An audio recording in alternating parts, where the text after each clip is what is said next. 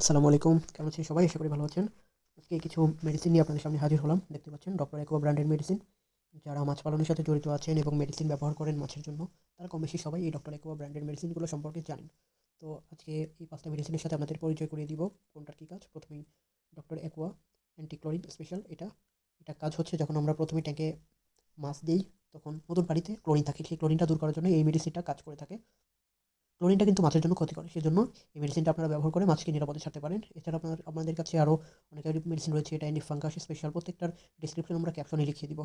ভিডিওটা বলতে গেলে আসলে ভিডিওটা অনেক বড় হয়ে যাবে, যার কারণে অল্প বলা। পেছনেও লেখা থাকবে। আমরা এগুলোর ছবিও দিয়ে দিব আপনাদের যদি লাগে। এটা হচ্ছে আপনারা দেখতে পাচ্ছেন অ্যান্টি হোয়াইট স্পট স্পেশাল। মাছের বডিতে হোয়াইট স্পট হলে এই মেডিসিনটা দিয়ে ট্রিটমেন্ট করতে হয়। এগুলো খুবই ভালো কাজ করে, খুবই ভালো। যারা ব্যবহার করে তারা জানে এবং তারাই একমাত্র বলতে পারবে এগুলোর উপকারিতা কতটুকু। তারপরে এখানে হচ্ছে আরেকটা আছে অ্যান্টি রুট স্পেশাল। মাছের যদি ফিড রুট হয় তখন এই মেডিসিনটা খুবই ভালো কাজ করে।